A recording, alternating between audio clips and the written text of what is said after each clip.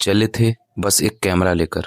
हर मोड़ पे एक कहानी मिलती गई। कभी भीड़ में भक्ति मिली तो कभी एक बेजुबान की आंखों में जिंदगी दिख गई। कभी वीटी का समोसा था तो कभी गार्डन के कोने में सुकून बैठा था। कभी खुद से मिला तो कभी लोगों की आंखों में अपना स्वाद दिख गया। ये ब्लॉग सिर्फ विजुअल नहीं, ये सफर है नजर से दिल तक, जहां हर फ्रेम एक एहसास बन गया। तो आइए शुरू करते हैं।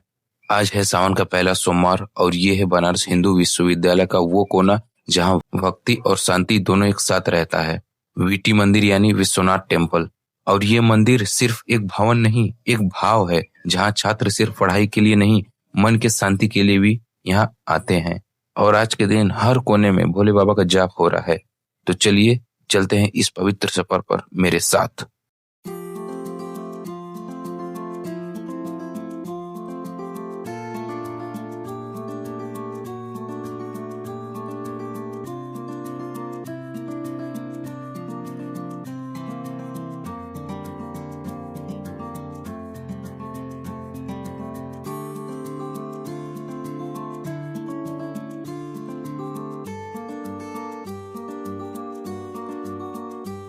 ये कोई आम लाइन नहीं है, ये हर उस इंसान की आस है जो भोले बाबा के दर्शन का इंतजार कर रहा है। किसी के हाथ में बेलपात्र है तो किसी के मन में संकल्प, और सबकी आंखों में बस एक ही विश्वास कि बाबा सब सुनेंगे। धूप हो या भीड़, सावन के पहले सोमवार में तो बस दिल से एक ही आवाज निकलती है, हर हर महादेव।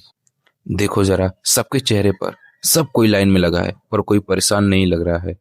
सबके चेहरों पर एक अलग ही टाइप की खुशी है, क्योंकि ये भक्ति की लाइन है और बाबा के दर्शन के लिए थोड़ा रुकना भी सुख देता है। देखो इस सजावट को, ये सिर्फ फूल नहीं, भक्ति का रंग है। हर बेलपात्र, हर तरण, हर दिया भोले बाबा के लिए प्यार का इजहार है। कोई वॉलंटियर बनकर मंदिर को सजाता है, कोई अपने मन का भक्ति रंग छोड़ जाता है। ये भीड़ सिर्फ एक भीड़ नहीं, ये हर इंसान की एक पर्सनल कहानी है।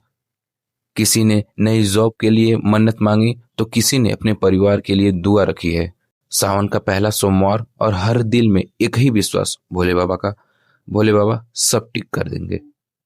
मंदिर के अंदर जाते ही जैसे वक्त रुक जाता है, ना कोई स्ट्रेस, ना कोई कंफ्यूज, सिर्फ एक भक्ति भरा सन्नाटा। जब आरती होती है तब लगता है कि बाबा आज भी यहीं कहीं विराजमान है। मैं मंदिर के लिए जरूर आया हूं, पर दिल का हाल कुछ और बताता है। कदम तो आगे बढ़ रहे हैं, पर मन पहले ही उनके चरणों में झुक गया है। शब्द नहीं है मेरे पास आज, बस आंखों में एक गहरी सी शांति है। शायद इसीलिए लोग कहते हैं बाबा को महसूस करने के लिए बोलना जरूरी नहीं। मैं देखता हूं उन्हें, वो शिवलिंग नहीं, एक जीवंत सागर है जहां मेरी हर चिंता डूब जाती है और एक नई रोशनी जन्म लेती है। ना कोई मांग है, ना कोई शिकायत, आज सिर्फ एक मिलन की ख्वाहिश है। एक भक्त अपने भगवान को देख रहा है, जैसे कोई अपनी रूह को पहली बार छू रहा हो। हर तरफ शोर है, पर मेरे अंदर सिर्फ एक शांत धुन बज रहा है, ओम नमः शिवाय। यही है सच्चा दर्शन, जब आंखें बंद हो जाए और मन उनका रूप बन जाए। मैं हर साल आता हूं, पर आज कुछ और है। शायद मेरा प्रेम पहले से गहरा हो गया है। आज बाबा चुप हैं, पर सब कह रहे हैं। मैं भी चुप हूं, पर सब सुन रहा हूं। बस 2 पल और देख लूं महादेव, इस नजर में पूरी दुनिया मिल गई है। जब तक आंखों में आप हो, तब तक सब कुछ ठीक लगता है।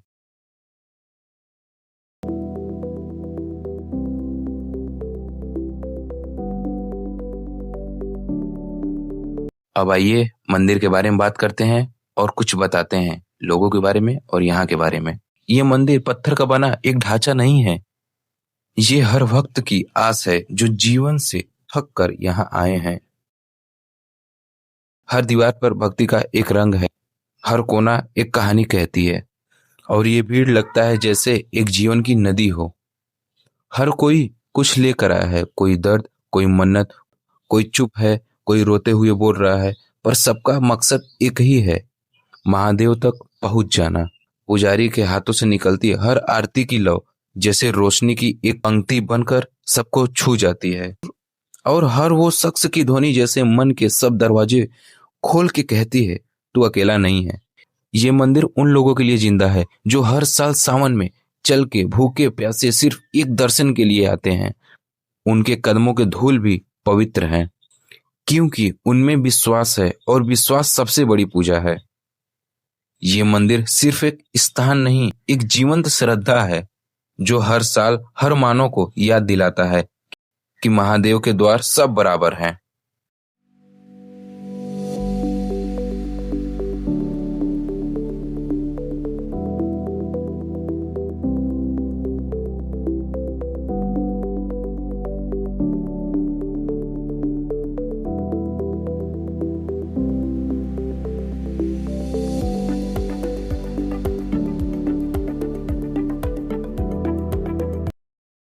दोस्तों, और बहुत अच्छे तरीके से हुआ दर्शन। और लोगों का भीड़ आप देखें कितना ज़्यादा भीड़ था। और मैं करीब 1 घंटे से पिछले लाइन में खड़ा था, 1 घंटे से ज़्यादा ही ऐसी लाइन में खड़ा था।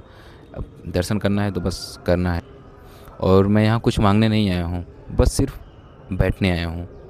क्योंकि वीटी वो जगह है जहाँ बैठ जाओ तो मन खुद बात करने लगता है भोले बाबा से। किसी को पेपर का डर है तो किसी को फ्यूचर का डर है, पर यहाँ आने से ऐसा लगता है सब कुछ ठीक हो जाएगा, कोई दिक्कत नहीं है लाइफ में।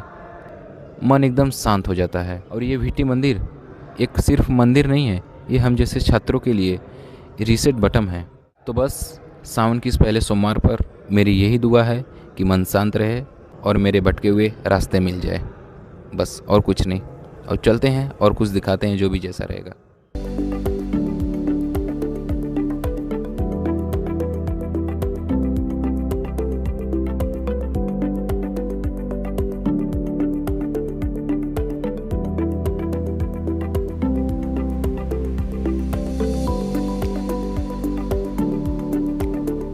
ये मेरा बैग है।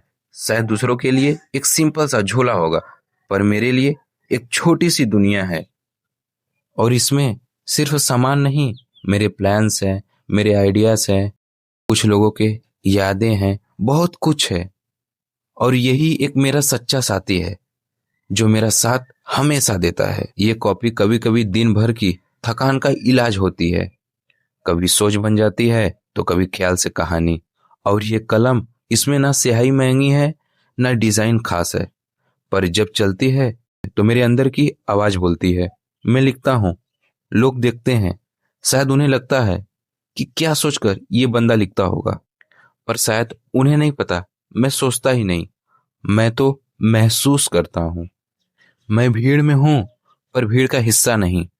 सब चलते जा रहे हैं और मैं ये सोच के बैठा हूँ कि कभी कभी रुक जाना भी जरूरी होता है। ये मेरे लिखे लफ्ज शायद किसी को समझ ना आए, पर मेरे लिए ये मेरी खामोशी का जवाब है।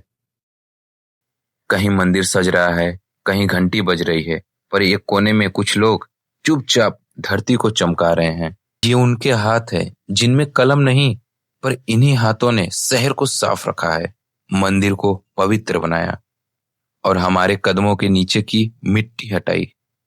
किसी ने भी उनका नाम नहीं पूछा और किसी ने भी उनकी कहानी नहीं जानी। क्या खूब है ये तन्हा बैठा, ना शोर है ना सिकवा, बस एक कुत्ता है और सुकून सा बिखर गया है। चुपचाप बैठा है जैसे दुनिया का सबसे समझदार हो। ना कुछ मांगता है और ना कुछ कहता है, ना कलर है ना कोई ना, पर गार्डन के कोने में ये भी अपनी जिंदगी जी रहा है, अपने ही अंदाज में और सबसे बेहतर।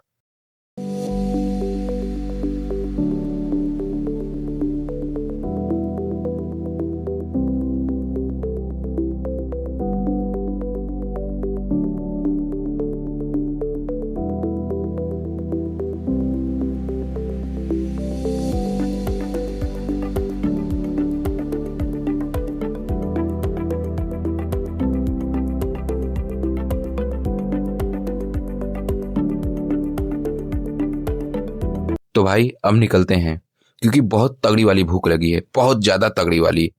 और वीटी आया हूं तो यहाँ का समोसा कैसे मिस कर सकता हूँ? बिल्कुल नहीं, यहाँ का समोसा तो बिल्कुल मिस नहीं कर सकता। तो चलिए चलते हैं।